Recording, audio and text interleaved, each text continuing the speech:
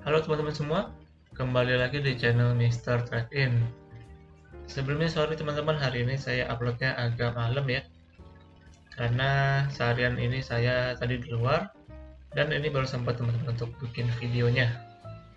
Nah, hari ini kita masuk untuk IHSG Daily di hari Rabu ya, tanggal 25 Januari 2023. Dan teman-teman pastikan sudah mengklik tombol subscribe-nya, dan jangan lupa untuk follow Instagram channel ini, yaitu di @mrtradein. Dan langsung aja kita masuk ya untuk pembahasan hari ini.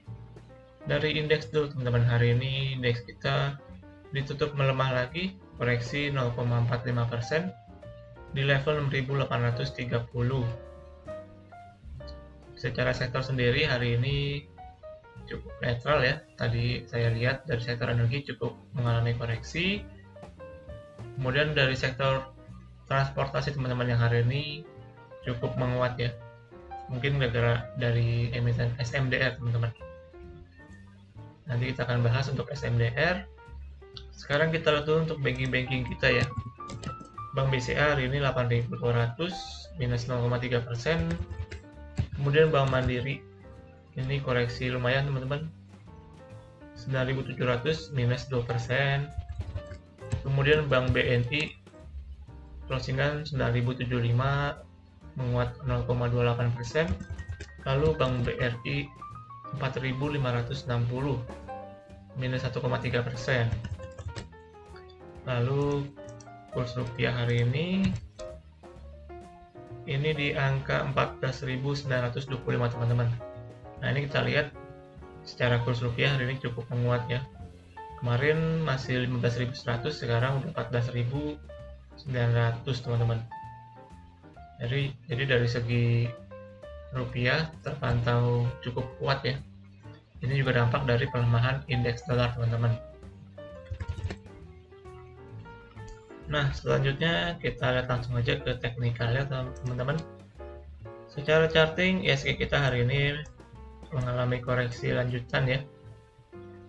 Ini merupakan hal wajar ya menurut saya, karena seperti yang kemarin saya bilang, setelah 7 hari market kita naik ke atas, jadi perlu beberapa hari untuk refreshment dulu teman-teman, sedikit koreksi ya. Kalau di sini saya lihat secara potensi masih sama teman-teman seperti kemarin, mungkin menguji dekat-dekat level 6.800an ya sebagai level psikologis. Kalau misalkan nggak berhasil bertahan, mungkin akan sedikit ke level 6.700an teman-teman. Kemudian saya tambahkan menggunakan Fibonacci ya. Di sini Fibonacci dari swing high ke swing low-nya. Nah, di sini untuk rasio 0,618 sampai 0,5% itu di level 6.770 sampai 6.730. Ini merupakan target koreksi secara Fibonacci teman-teman. Karena di sini saya lihat juga ada support di level 6.730-an ya. Ini juga merupakan support untuk IHSG kita. Jadi ya mungkin bisa menguji ke level ini juga teman-teman.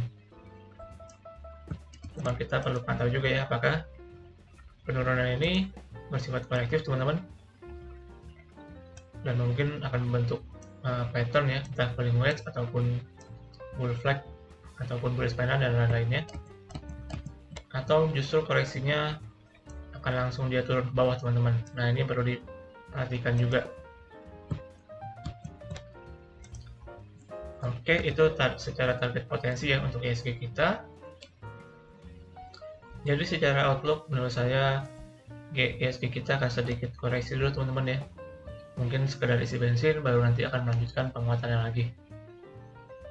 Oke, sekarang kita lanjut aja ke berita pertama ya. Hari ini dari Indika Energi yang membuat anak usaha baru teman-teman. PT Indika Energi atau Indi mendirikan anak usaha baru, yakni PT Bionir Indika Diagnostik atau BID, yang menjalankan kegiatan usaha di bidang distribusi alat kesehatan.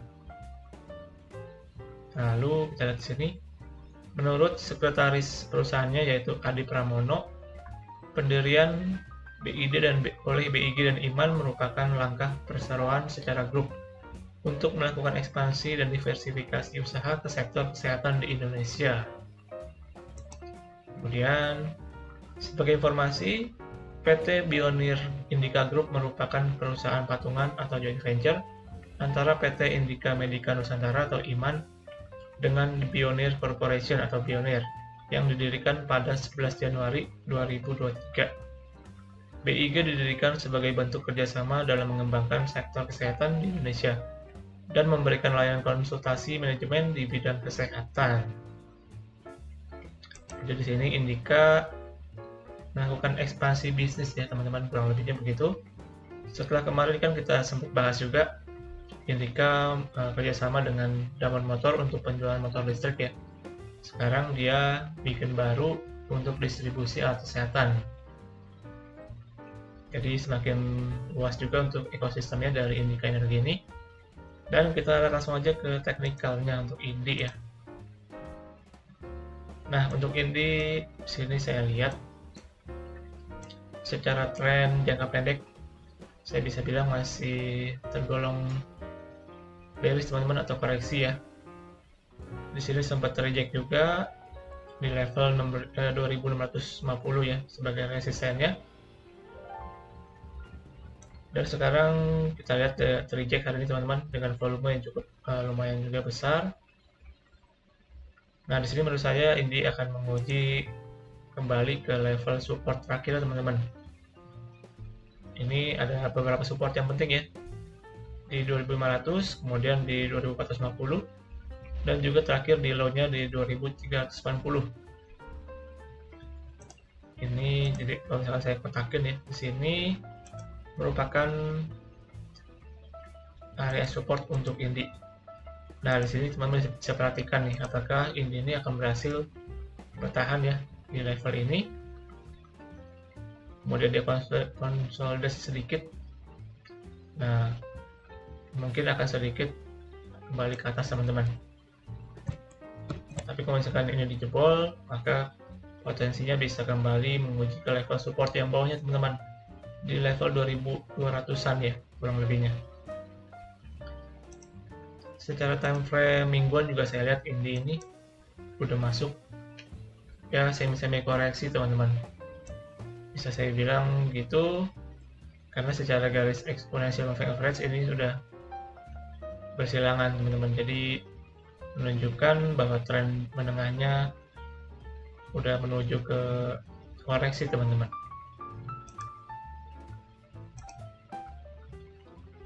Untuk Indi ini menurut saya apabila dia emang komit mau lanjut bullish ya, harus minimal kembali ke atas level 3000 teman-teman dia. Di sini kalau misalkan dia bisa kembali ke level 3000, nah saya baru optimis yakin bahwa Indi ini akan kembali ke jalur bullishnya.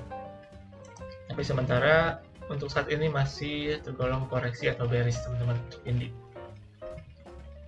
Oke, selanjutnya kita lihat langsung ke berita yang kedua hari ini dari SMDR teman-teman yang akan melakukan stock split ya. PT Samudra Indonesia atau SMDR akan melakukan pemecahan nilai nominal saham atau stock split pada akhir Januari 2023 teman-teman.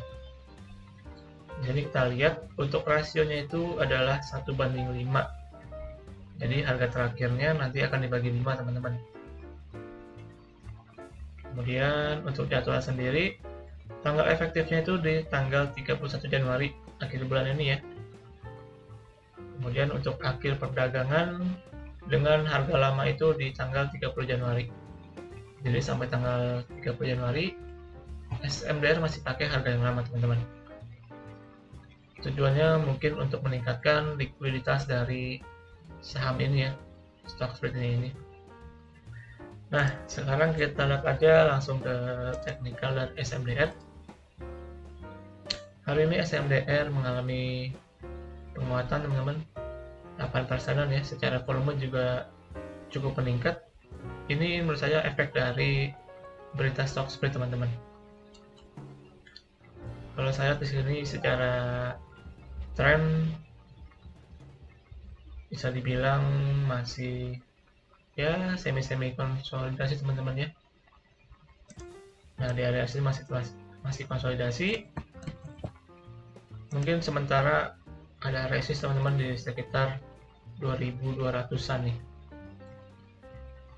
Nah, mungkin untuk target pertama yang harus dilewatin untuk XMDR kembali bullish teman-teman, itu di 2200-an, sorry, 2200-an. Untuk resist jauhnya itu di 2560 ya, kurang lebihnya di sekitar situ. Kalau misalkan XMDR ini kembali ke atas 2550-an teman-teman, ya 2600 deh kurang lebihnya. Nah, saya baru bisa yakini XMDR ini akan kembali untuk bullish teman-teman. Tapi ini masih pakai harga yang lama ya, di 2000-an. Nanti mungkin ketika stock split harganya di sekitar 400-500-an teman-teman. Nah, ini yang juga mungkin menjadi pemicu ya, bahwa XMDR ini akan menarik, karena menurut saya dari segi harganya itu, kalau misalkan nanti dia stock split kan nanti rasionya 1:5 ya. Anggaplah sekarang itu di 2200 teman-teman. Maka dibagi 5 itu berarti kan 400-an ya, 440. Nah, ini masih masuk fraksi harga 2 teman-teman, Rp2 ya sekali naik. Nah, nanti ketika mungkin dekat-dekat 500 kan akan ganti fraksi ya. Nah, nanti makanya sekarang itu masih di harga 400-an, orang-orang masih tertarik untuk beli teman-teman. Jadi dari segi penguatan harga ini cukup meningkat ya. Untuk XMDR sedikit rekapannya teman-teman, menurut saya sekarang ini XMDR mungkin menuju bullish ya kurang lebihnya. Sementara mungkin harus bertahan dulu di atas level 2000-an. Bagus-bagus bisa kembali ke level 2200 ke atas teman-teman.